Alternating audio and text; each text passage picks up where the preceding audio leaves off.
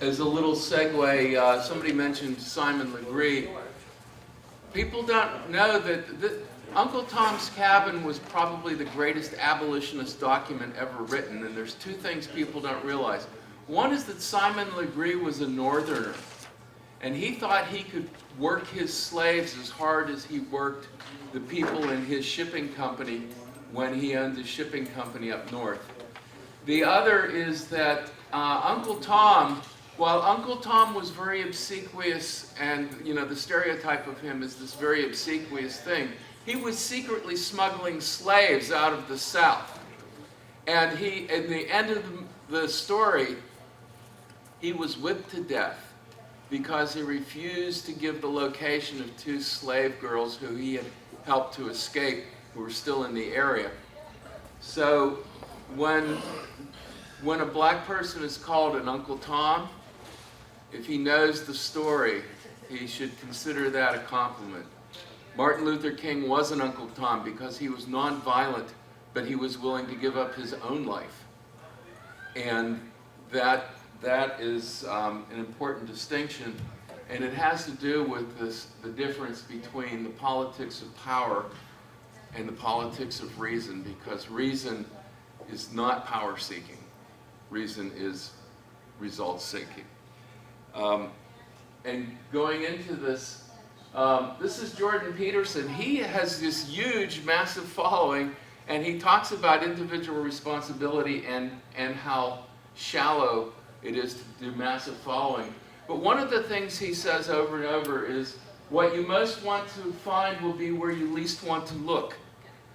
And as Georgists, as long as we think we got to do whatever is comfortable, we will not think about what we really need to do. What you need to do is what you don't want to do. And the reason for that is if what you needed to do was what you wanted to do, you would have done it already. So it's not an absolute truth. It's a truth because what you don't want to do will build up until it becomes the thing you need to do. And so you have to confront what you don't want to do. This is something, I did this several years ago. I posted this quote. Champions are champions not because they do anything extraordinary, but because they do the ordinary things better than anybody else. This is Chuck Noll, who brought the Steelers to 4 Super Bowls, brought the losingest team in the history of the NFL, who never broke 500 in 40 years, and brought them 4 Super Bowls in 6 years. And when I hear Georgist say, well, we need to do this great thing, we need to do that great thing, the question Chuck Noll would ask is, the things that you're doing now, are you doing them as well as you could have done them? Because if not, you should improve what you're doing and not go from one great idea to another great idea, but keep with one idea until it works as well as it can work. This is a kind of a favorite cartoon. Who wants change? Everybody wants change. Who wants to change? Nobody wants to change. Who wants to lead the change? Hide. And one of the things is people who want to see, Georgist, if you want to change things, you might have to do something that no other Georgist wants to do and show that it works. And risk being attacked by other Georgists who get jealous of your success. Steve Cord did that and got attacked sometimes by his fellow Georgists for saying he's the only one getting real-world victories. Well, at the time he was. And I'll get to that because what Steve did is very central to what we need to do. There are four influences on decision makers. Decision makers could be elected officials.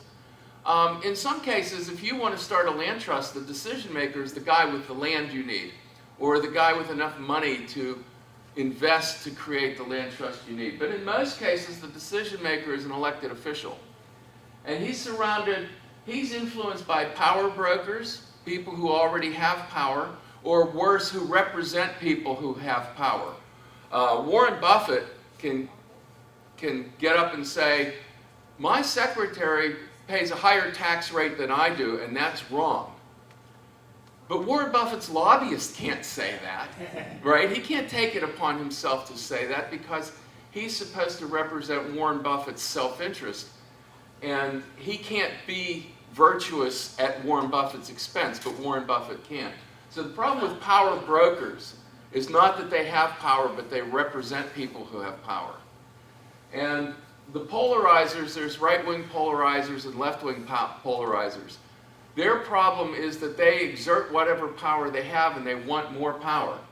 And then there's problem solvers. We are problem solvers. We have a solution.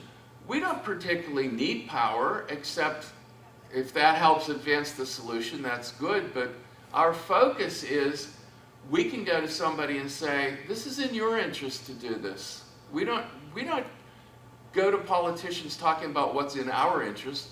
We talk about, this will work for you. And that distinguishes us from everybody else. The idea that we need more Georgists, the question is, why do we need more Georgists? And, well, we need more people to reason with decision makers. We need more people to conduct research. That's as soon as you start reasoning, you're going to find out you need data, because they don't respond to theory. You need to recruit helpers, because as you get bigger and bigger, you need more people to do the things above. You need somebody to keep track of details. And these are very different personalities. Sue Walton is the best detail tracker in the Georgist movement, I think. You need people to raise money, and that's usually people who have given money. You need people to build cohesion within your group. There's some people who are very good at organizing parties. Asamu is great for keeping we're good at parties. Hmm? We're good at having parties. We're good at having parties, but that's an important thing. And there are task-oriented people and socially oriented people. And the socially oriented people need to help keep the task-oriented people's morale up, because the task-oriented people are not very good at, I'm not good for anybody's morale. I'm totally task-oriented. And the last one is, if you have enough people, you can exert power. Well, I'm suggesting that exert power is something we want to avoid. And we want to avoid it because it's self-destructive. This is a scene from the movie Network. I want you to pay attention in this scene, first of all, this is Peter Finch plays Howard Beale, the Mad Prophet. First, pay attention to what he says, because he says he doesn't really have any solutions. Then pay attention to Faye Dunaway, because she's not interested in solutions. She's interested in ratings for her network. She's interested in being popular, and that's a trap. And the third thing is Howard Beale's close friend, who's played by William Holden, is interested in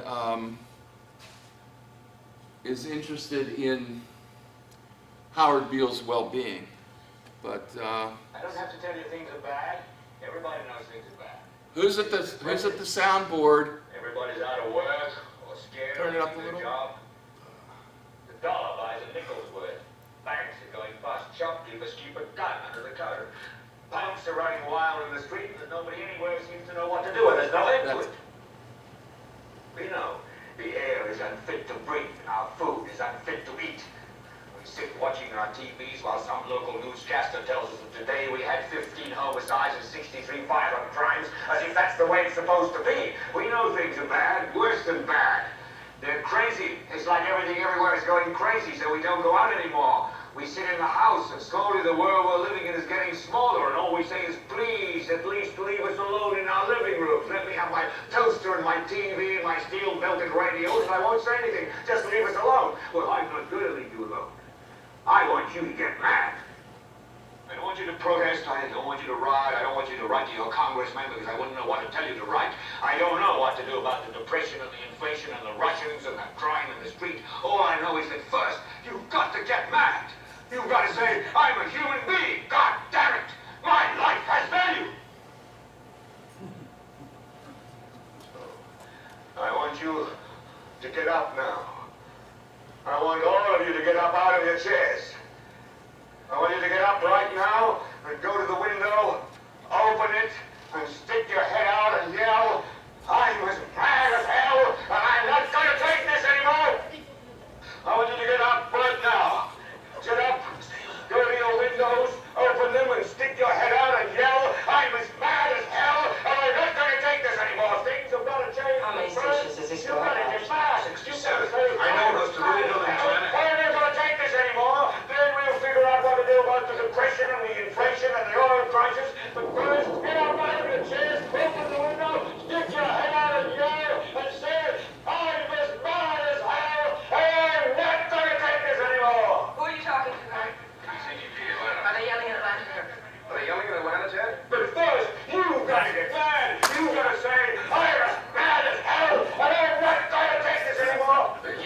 Baton Rouge. Get up out of your... Oh, bitch! We struck the mother load! Stick your head out of the window, open it, and stick your head out and keep yelling and yell. I'm as mad as hell. I'm not gonna take this anymore. Just get up from your chairs right now. Go to What are you the doing? window. Everyone's yelling. Open it and stick your head out and yell and keep yelling.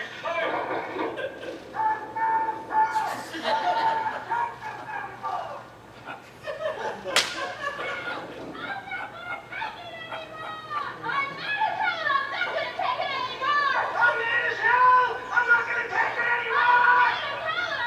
I'm not gonna take it anymore.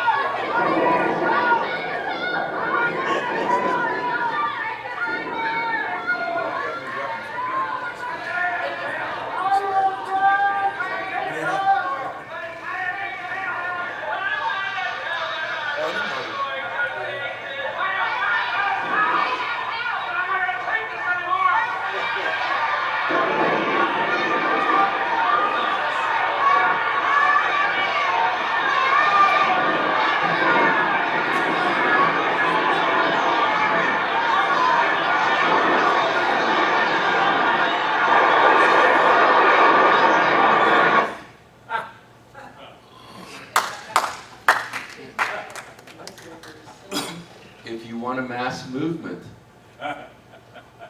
that's essentially how mass movements operate. I don't have to tell you things Whoops. are bad. Who did this work for? Howard Jarvis took that exact scene out of that exact movement and made it the centerpiece of Prop 13.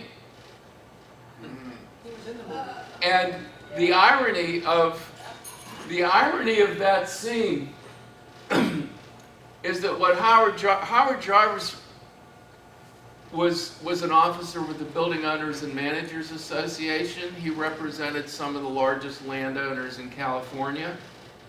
Howard Jarvis represented people who were undertaxed, and the reason all those people who he got to be mad as hell were upset in the first place, we as Georgists know, it's because they were paying the taxes that he and the people he represented should have paid. And the reason his manipulative approach worked is he was funded by the very people who we would be opposing. So this kind of thing works for the getting people angry works for the wrong people. And that brings us to the politics of anger, which to me is the opposite of the politics of reason. There's a saying, I used to hear it a lot in the left, now I'm also hearing it Tea Party people, if you aren't angry, you aren't paying attention. Well, psychologists will tell you that if you have anger, you have to express it. But the reason is you're not going to get anywhere till you get past your anger. Because if you are angry, you aren't paying attention. Now, maybe you were paying attention at some point, and as your reaction to it was you became angry. But once you're angry, it's really hard for you to hear anything that conflicts with your belief that you've invested all this anger in. So we don't want to get people angry. We want to get people focused and solution-oriented. Angry people focus on this. This all came out of Marx. Marx was the first great manipulator of anger and built a whole rationale out of anger. Everything is the oppressors and the oppressed. They vilify one group, pander to the other. They promote class envy and a victim mentality that I talked about last night. You're not just a victim because things are happening to you. You're a victim because you think there's nothing you can do and that some rescuer has to do it for you. And people promote that because being the rescuer gives them power.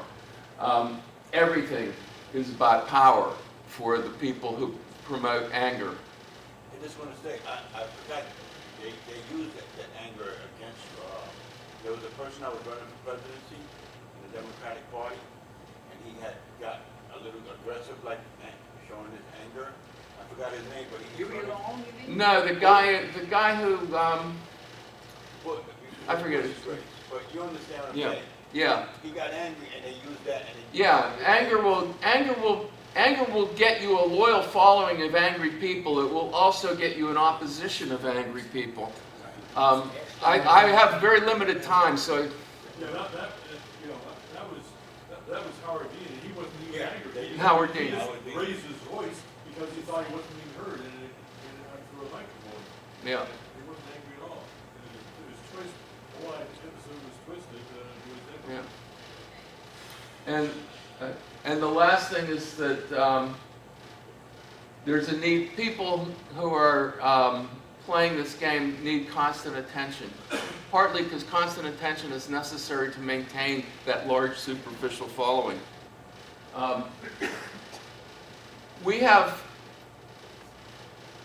Most people have no concept of what is fair. They say, you know, this is unfair to taxpayers, this is unfair to women, this is unfair to blacks, this is unfair to millionaires even. There are people who, in the Libertarian Party, there are people who talk about these people being,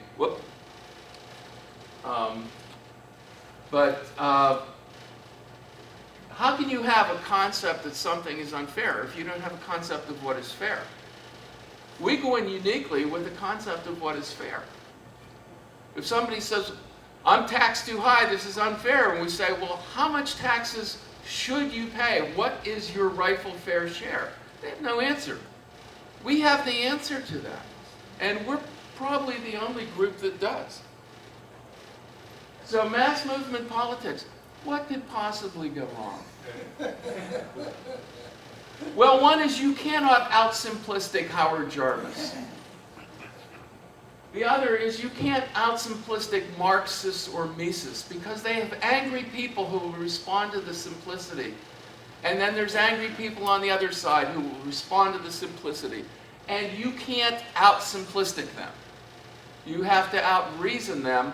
And when you get into mass movement environment, people don't have the patience for reasoning. The simplistic answer appeals to people because if you have 1 million followers, each one makes 1,000,000th of the decision, and it's not worth the energy to think it through to make 1,000,000th of the decision.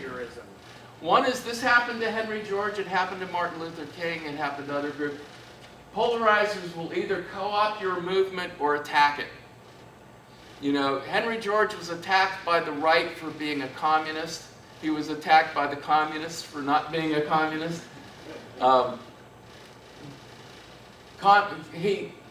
There's this thing where he writes about the Cleveland Single Tax Club attacking Thomas Shearman and Tom Johnson because they attracted anarchists and socialists into the Single Tax Club, and those people attacked Tom Johnson was the biggest financial supporter that Henry George ever had, and was extremely progressive.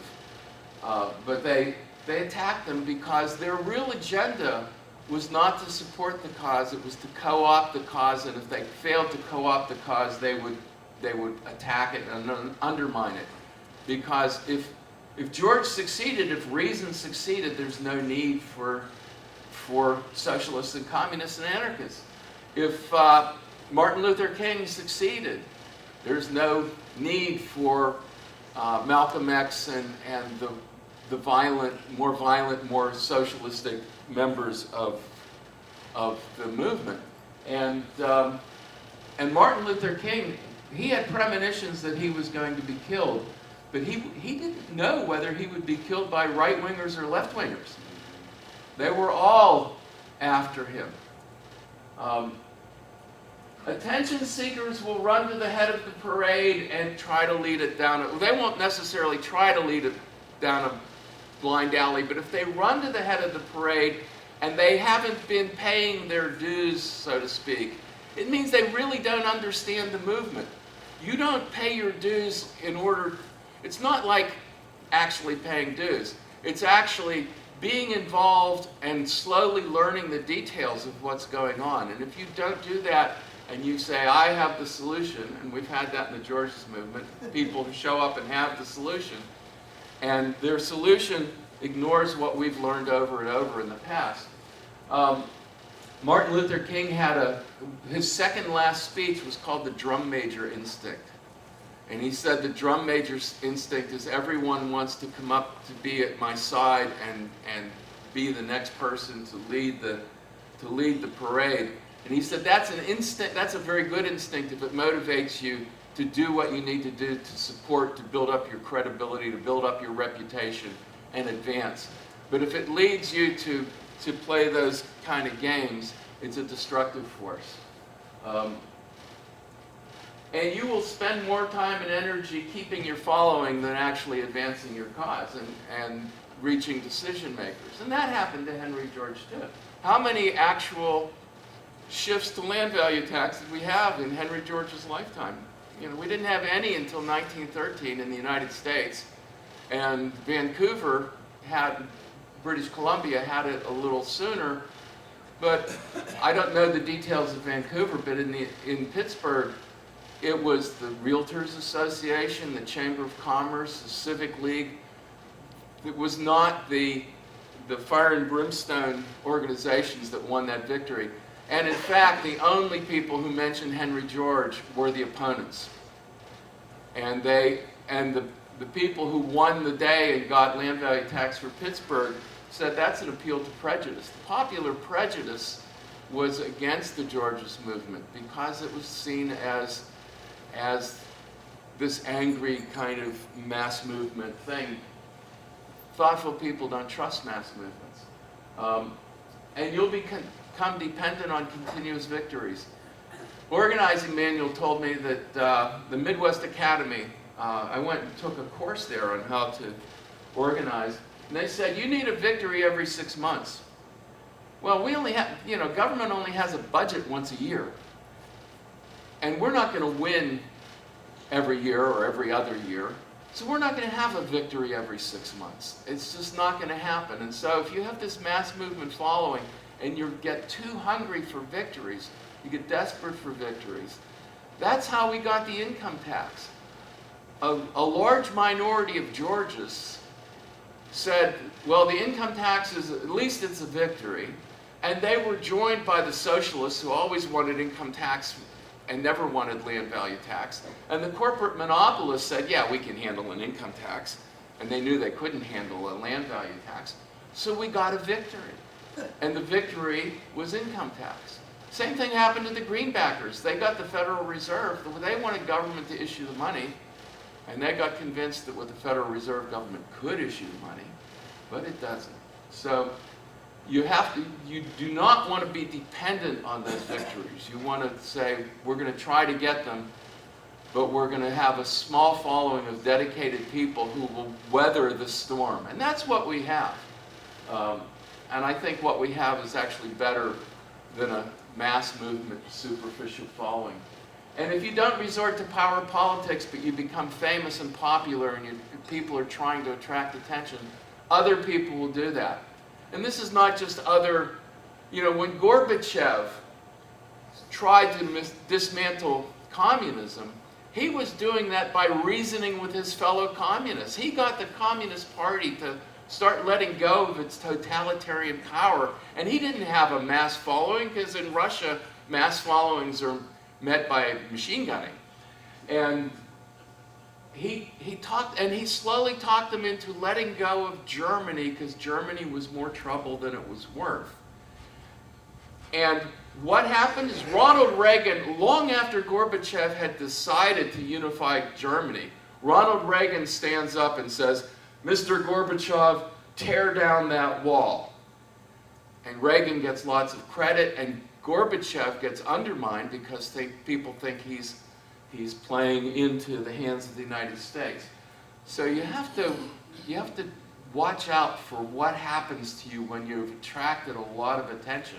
I don't see how Gorbachev could have avoided it, but you want to be leery of that. This is Jordan Peterson again, and I'll just play this because it's. So Dr. Peterson, you talk about this idea of ending unnecessary suffering and this idea of committing one's life to that. At a minimum, I mean, that's just an obvious thing that you could do. a lot of students, I think, accept that premise and view what they're doing as trying to eliminate or reduce unnecessary suffering, and they see activism or other forms of direct service as fulfilling that goal. Do you simply disagree with like the content of what they think, the tactic that they are using to end unnecessary suffering, or do you think that their motives or their intentions are not even the same as yours?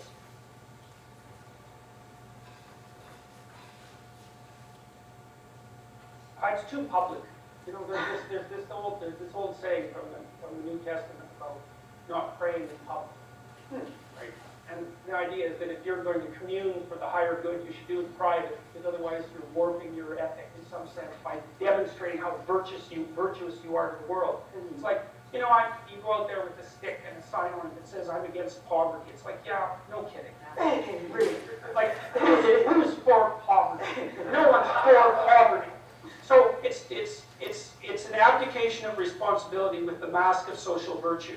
And you want to solve difficult problems, so you figure out how to get along with your brother, the one you've been fighting with for 5 years, or see if you can staple your family back together. See if you can stop fighting with your girlfriend and have a relationship that lasts for more than 2 weeks.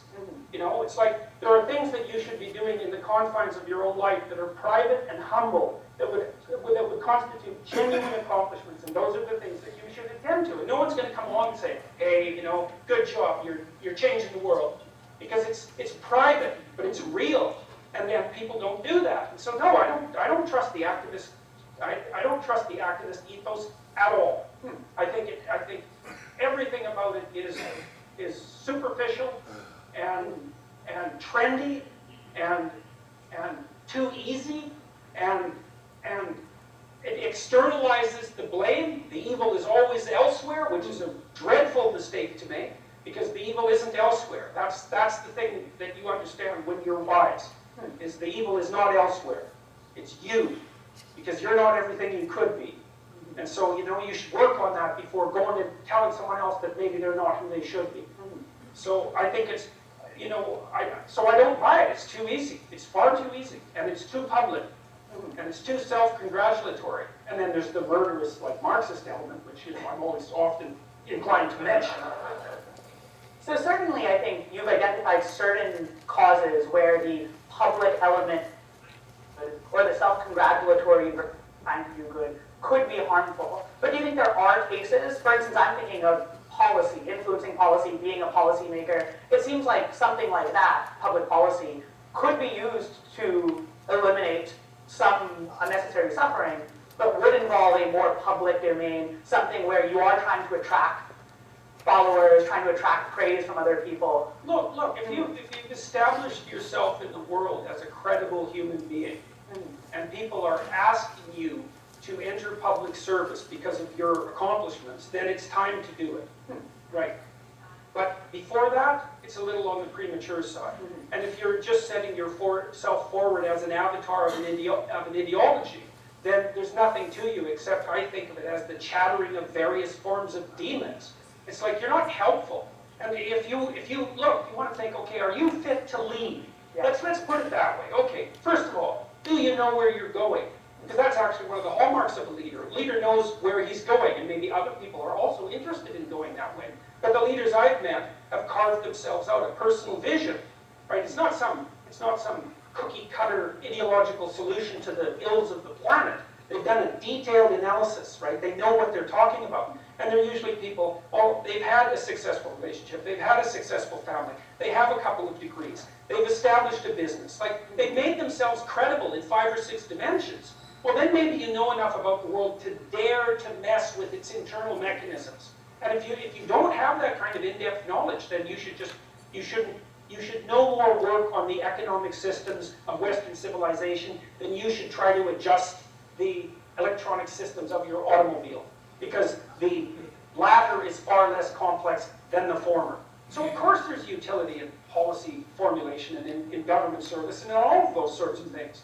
But you have to have transformed yourself, at least to some degree, into someone who's actually competent before you should even dare to do such things.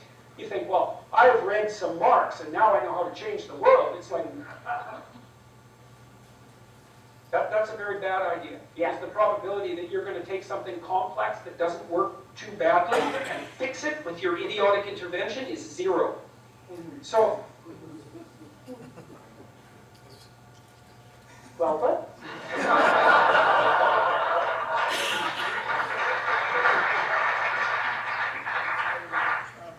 Now, he's talking about Marxists and probably, he also talks often about right-wing anti-Marxists and identity politics.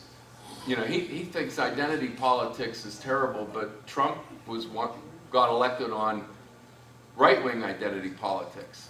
You know, that Trump realized that if women, blacks, and Hispanics and handicapped people, and if everybody can get all caught up with their identity, that so can white, middle-income, working-class people, and he pandered to them, and it worked. And he said this is a bad sign because it's a good sign if it leads people to say to realize identity politics is bad. But if we further polarize it, it gets worse. But one of the things I wanted to focus on is he said, you know, it's too public. And what we have done has not been all that public. What I'm saying the politics of reason is a private conversation between you and the decision maker. And your private conversation is not, we have all these people and we're going to fill council chambers and we're going to demand that you do this. Private, you're reasoning with this person who has been invested with the power. This is a private thing that we do. This is what Steve Cord did all over the place. I think this is the sine qua non, and I didn't know what that word meant, so I looked it up. It means without which not. This is the sine qua non of advancing the movement, is that you have to reason, you have to ask the people who can give you what you want. And that applies in lots of situations, but first and foremost, the people who can give us what we want are the elected officials who have the power to pass legislation. And they're very public. They are very public, but we're focused on what we need to do. And we have to accept the outside world pretty much as it is and work with them the best they can. Now, I will say, the most media-happy politicians have never been the ones that gave us this. The biggest panderers have never been the ones that gave us this. The people who are secure in their position and who a lot of people thought of as do-nothing politicians are the ones who brought land value tax to most of the places that have had it. And Steve Cord got...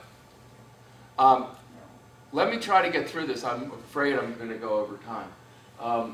What do you ask them to do? Well, you don't ask them to become a Georgist because that's not their job.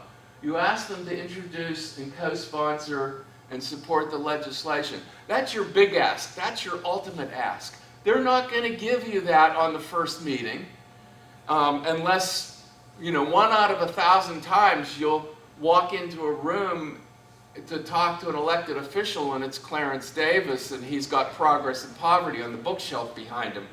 That doesn't happen very often.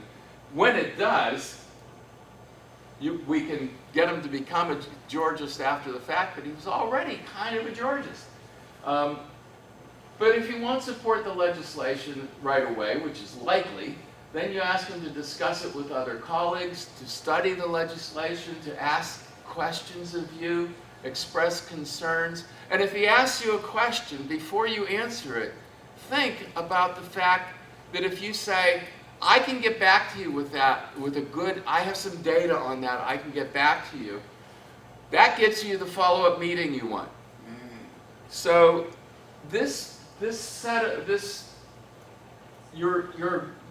your absolute minimum ask is for him to let you follow up with it and get a follow-up meeting. Now, a lot of times, you have the decision maker has concerns about your proposal. You have responses to those concerns. Unfortunately, his actual concerns are not always not likely to be his stated concerns. And your responses, if you don't know this guy well, you're going to be careful, and your actual response that you think of might not be your stated response.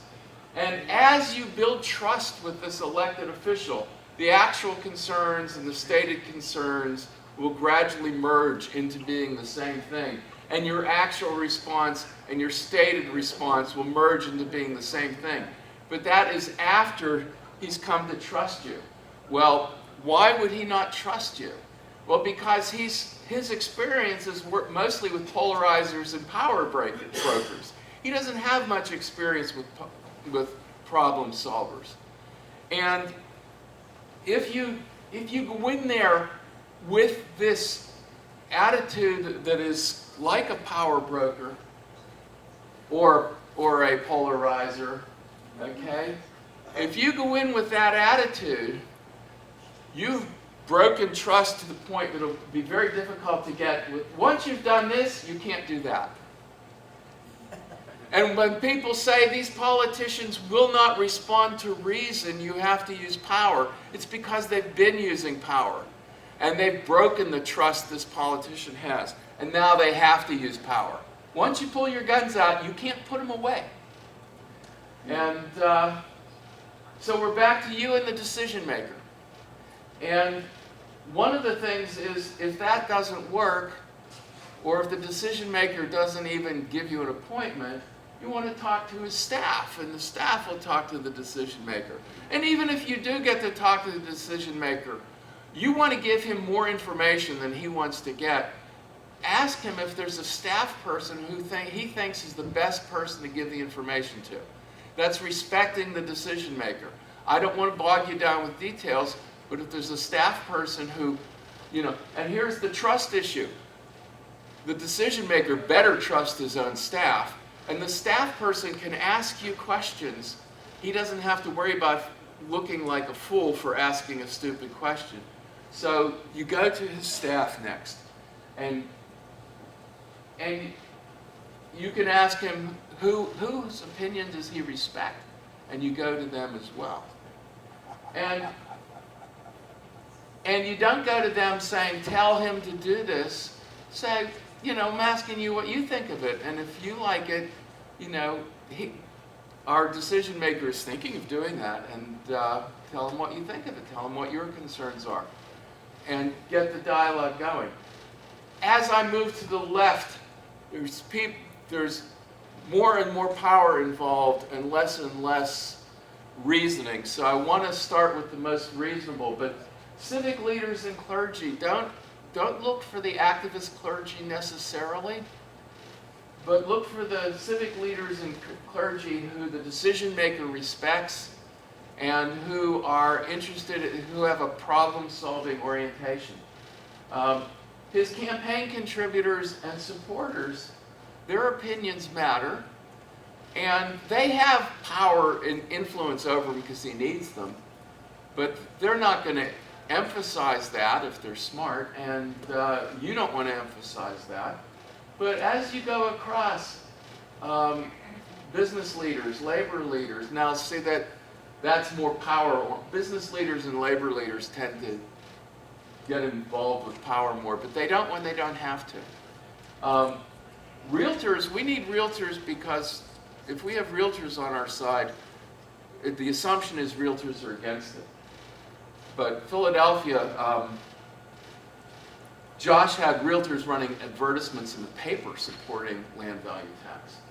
Urban planners are a mixed bag. Some will like it, some will feel threatened by the idea that if you do this, if the free market works, you won't need as many urban planners. You'll run into some of those.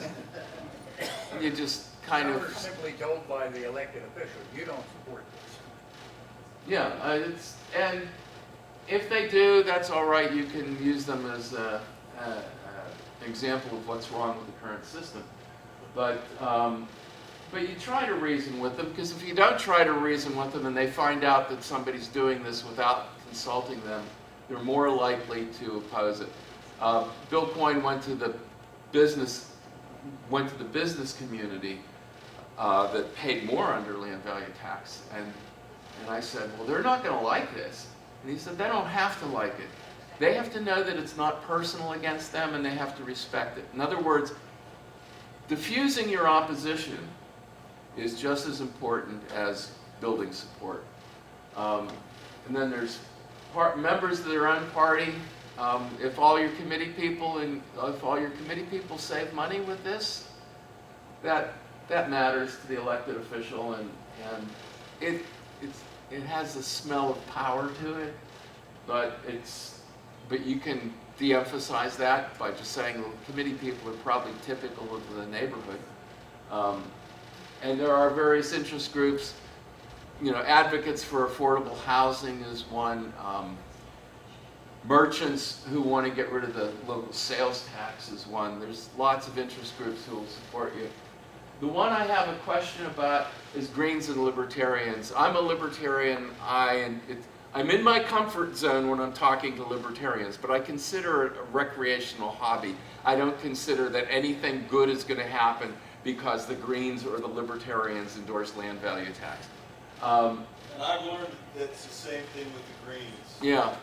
And now the thing of it is you're going to find people in the libertarian movement who like this enough to join you and to help you. So now you're not doing this to reach the decision maker.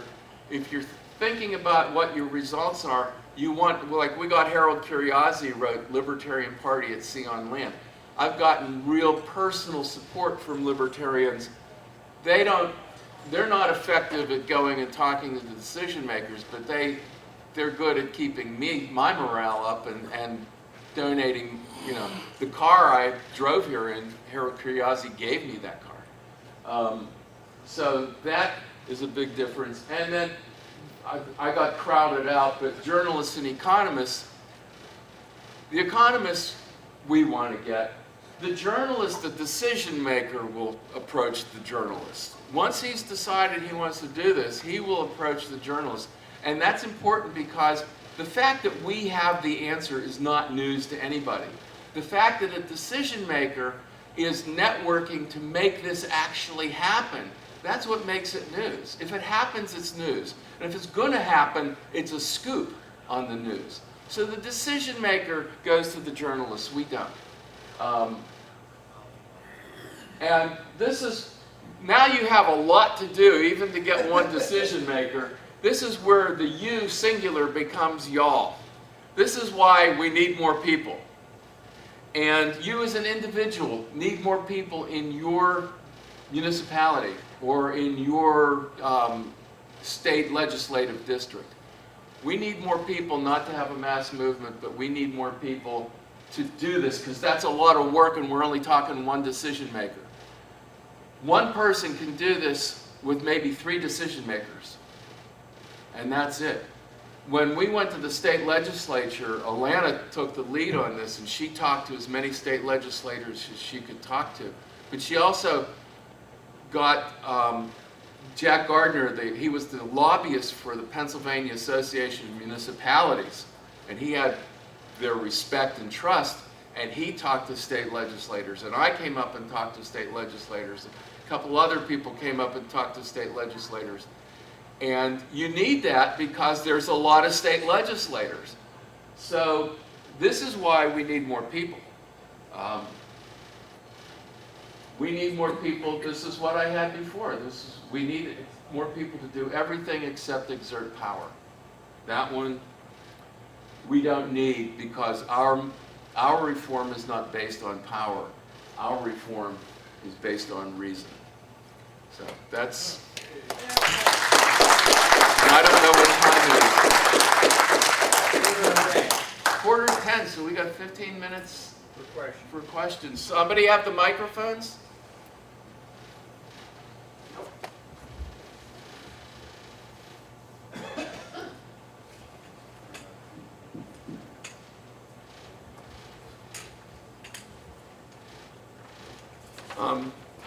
David, Who was first? well, Go ahead. you're close to the mic. Get the other microphone. Get the other David. Well, I know that you, is it on? It should be at the bottom, right? Yeah. It says blue. All right, so try it. Yeah, it's on. All right. It's Somebody has to turn it up at the board. And we need a person running mics. Mike, what does it say? It was a great presentation. Sounds like you've got this pretty well worked out. And I was wondering how you're doing with getting Pittsburgh's land back. If anybody would get it back, obviously it would be you. Several council members want to go back to it. The mayor of Pittsburgh wants to go back to it. The county executive is dead set against reassessing, and the obstacle is that a previous county administration hired a private company so they could shelter themselves from the scandal of an intentional sabotage of the executive at the county, and he absolutely will not reassess. Now, he did fire the corrupt guy who pulled that stunt, but he's afraid of reassessing, and he's not the brightest person I've run across in politics. But now we need to go to the people whose judgment he respects and go around him, and that's a bigger effort than I'm ready for, so I need more people too. Who has the microphone? I have a microphone. Okay. When I first Sue. Yeah, all right, I'll grab back and forth, okay? Oh, there, okay. When I first became involved with the Henry George School, they had this rationale that the school would help us implement the land value tax, because if we got enough people to understand this, then and there's a certain critical mass, and then once we reach that critical mass, it would be implemented. Yeah, I think that's just, the critical mass assumes that you need a mass movement. And one of the problems with getting a mass movement is nobody can help you do something you're not doing. So what we're really asking when we recruit these students, it's almost as if we're hoping that they will go out and do this. But the people who already have the understanding, if you're not doing it, then you're not in a position to ask them to do it. So, you know, when I said that this talking to the decision makers, the sine qua non, it doesn't mean it's the most important thing to do. Educating, bringing in lots of Georgists might be the most important thing to do, but only if somebody is doing that. If somebody is talking to an elected official and you're recruiting other people who will talk to elected officials, then that recruiting is very important. Getting academics on board is very important, but only if there's an elected official who you can say, this is what Joe Stiglitz says, this is what Mason Gaffney says. If nobody's handing that highly impressive economic treatise to the elected official, so he can say, you know, we have Nobel Prize winners who support this. If nobody's doing that, then the Nobel Prize winners don't matter, because there's nobody for them to matter to. David. Thank you very much indeed. This David. Oh. I think maybe in that last statement, maybe you cleared some of my problem up, because I did feel during the previous presentation, I felt like maybe you were setting up a false opposition between doing this insider thing, a few people speaking to politicians, and having a mass demagogic movement out in the streets. Well, I am saying that, yeah.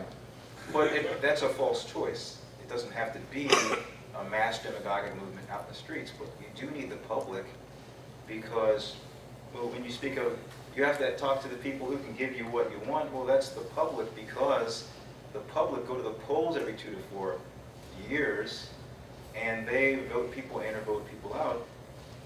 And so I don't see it as a choice between a few of us going to the legislators and having an educated public. We have to do both, because like in your example in Pittsburgh, it was sabotage. Why? Because the decision makers betrayed you, sabotaged the the situation and you didn't have an educated public to fall back on as a check on them. So I think it has to be both.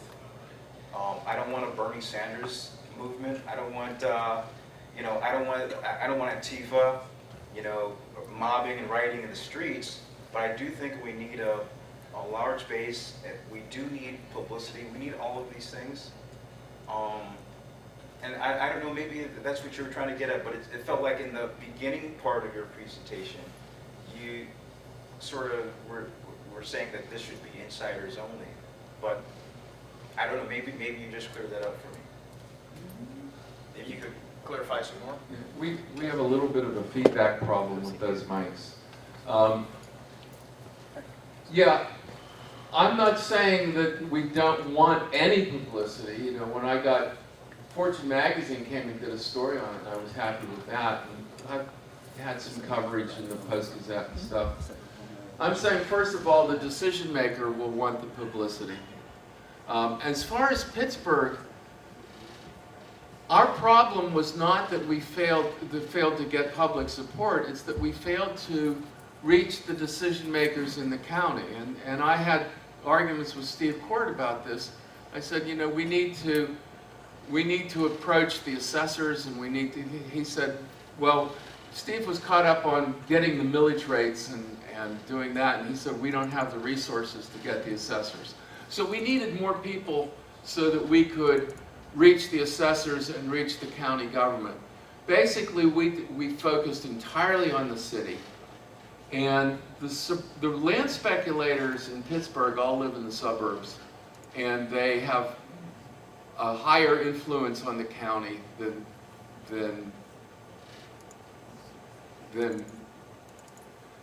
they have on the city. So they couldn't win in the city because we had the city sewn up. Not because we had massive public support, but because every city councilman knew we were right. The county commissioners didn't know anything about why this is important, and because we never talked to the county commissioners.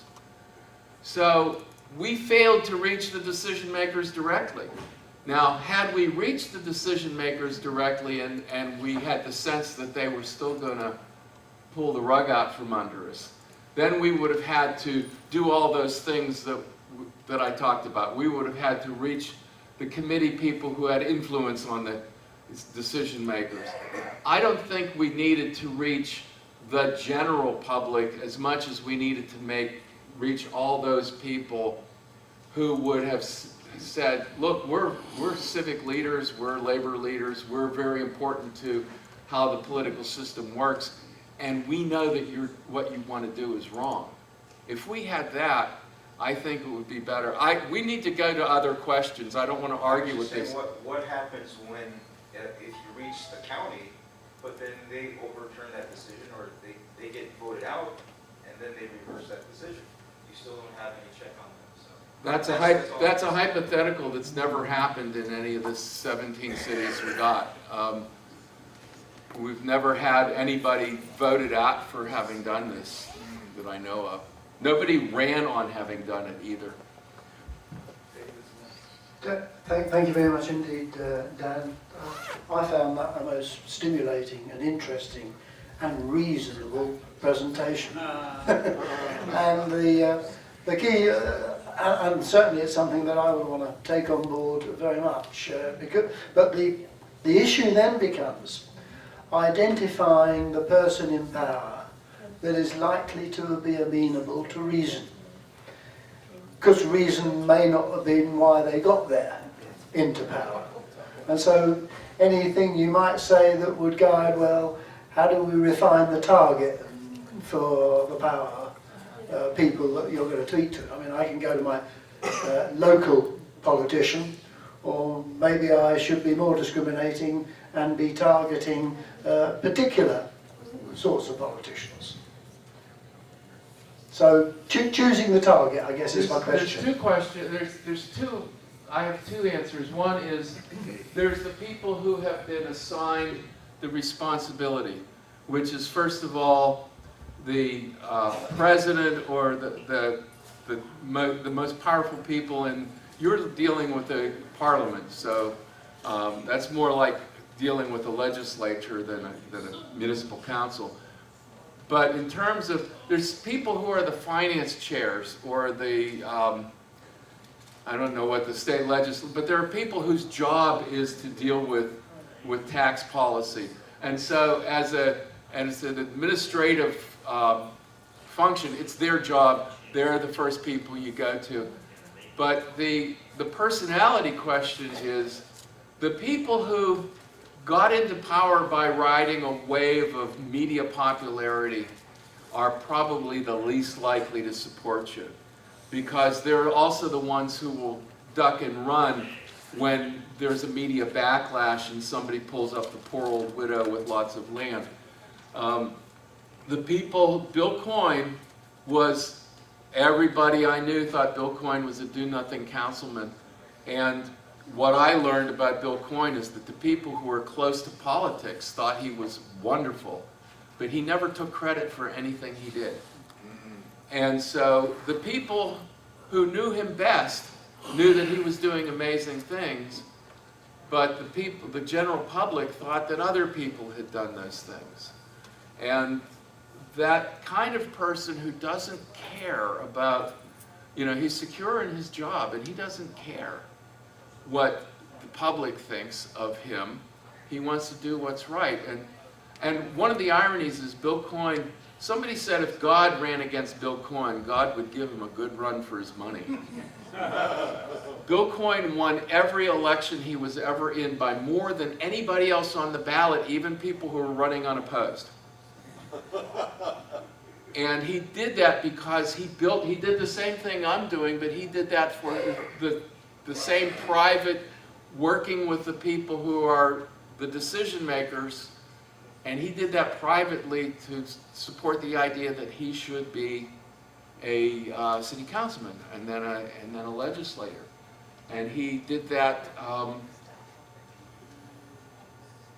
He did that in a way that made him highly respected. But he was non-controversial. And when land tax came up earlier, before I got there, he introduced it, or he proposed it informally, and it became clear that it wasn't going to pass, so he withdrew it because he wasn't there to make a statement. He wasn't there to pick a fight and lose. He was there to accomplish what he needed to accomplish. And there's a lot of people who would rather fight than win. I see like Black Lives Matter marching through the streets of Baltimore saying, what do we want dead cops? When do we want them now? Okay? Now, Clarence Davis got up and said there is a huge problem with police corruption and police being too quick to kill people. And I can be totally on Clarence Davis's side. But if you're going to publicly identify with, the problem isn't that Black Lives Matter didn't identify the problem right. They identified the worst possible solution, and they allowed people in their own parade to do that. They didn't shut them down for saying that irresponsible thing. And so my reaction to Black Lives Matter is, I wish you luck, but I don't want to be seen in public with you. Because I want to be identified as a problem solver, not a polarizer. Who has the microphones? I got it. Are we out of time too? I'm facing a business card issue of association with others or being an individual. I mean, in my local community, I'm it. There's nobody else. And so I've tried to meet with the mayor a number of times, and they just kind of, I don't have any standing. You have saving communities in Pittsburgh and a long history of activism, in Pittsburgh and association with people. Probably many of the rest of us, are in the same boat as I am, in that I'm alone in my community, and when I try to get an appointment with my elected officials, they're really not, they don't pay any attention. And so how do we create, do I ask Josh to give me a business card that says I'm a member of CSE's policy team, should other people be doing something similarly to that? I don't think that matters. I think there's two problems. One is that you're in Cherry Hill, which is fairly well off, right? Fat and happy. Fat and happy. We've never gotten fat and happy places to do this. You know, it's always the distressed communities that did it. So maybe you should be going to Trent. Or you don't have to move because you're not demanding it as a citizen. You're suggesting it as an expert. So you should go to Camden and try to get an appointment in Camden. And whether you get an appointment or not, you can get up for 3 minutes or 5 minutes, depends on the place. In Pittsburgh, you can get up for 3 minutes and address council. And you can say things to them, and they hear it, and then you disappear for a while, and you come back in a week, and you say something else, and they start to say, you know, that makes sense. And then you can get an appointment. So we have one last. Yeah, good morning. All right, a couple of things. I don't know if there's been a connection made between climate action, you know, climate change action, and how that can be publicly financed, because that's something that more and more groups are, you know, really coming forward in cities all across the nation. And then the other thing is, I just think that there's this huge movement with the youth, the young people, that's about circular economy, and how Alana mentioned this, saying circular public finance. And so sort of re-educating people that that's what we need to be looking at, you know, in the sense of how do all these things connect with land value taxation, land value capture.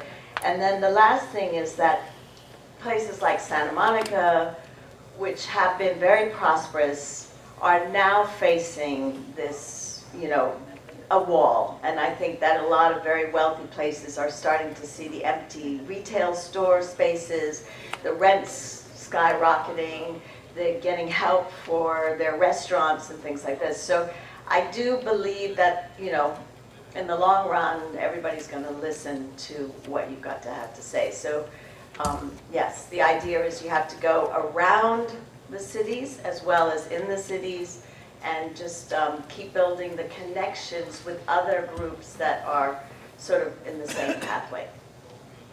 I got to be quick because we're out of time, but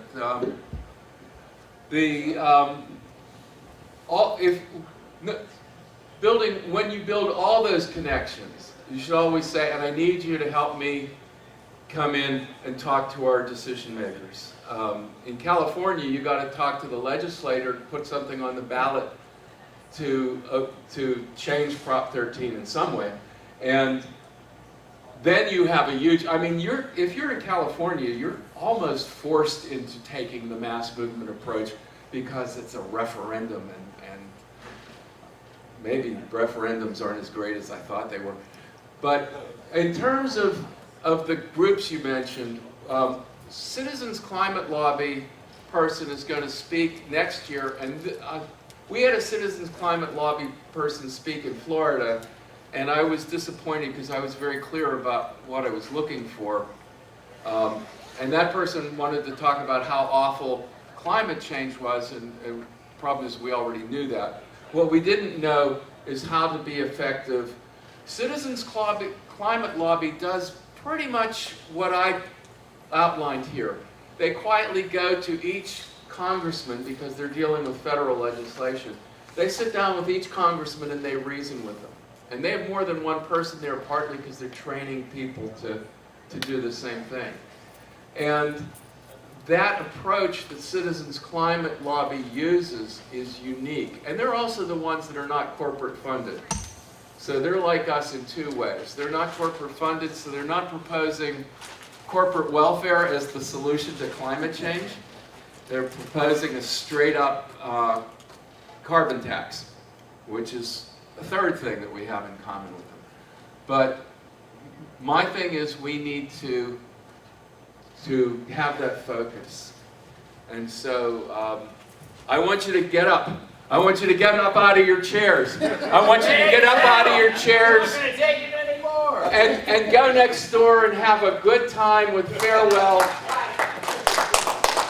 And I want you to think, I'll see you there. I want you to think about three things. One is, what do I need in my state or country? What is the legislation that will get us what we want? Who can give it to us? And what would it make them inclined to think it's a good idea? Thank you.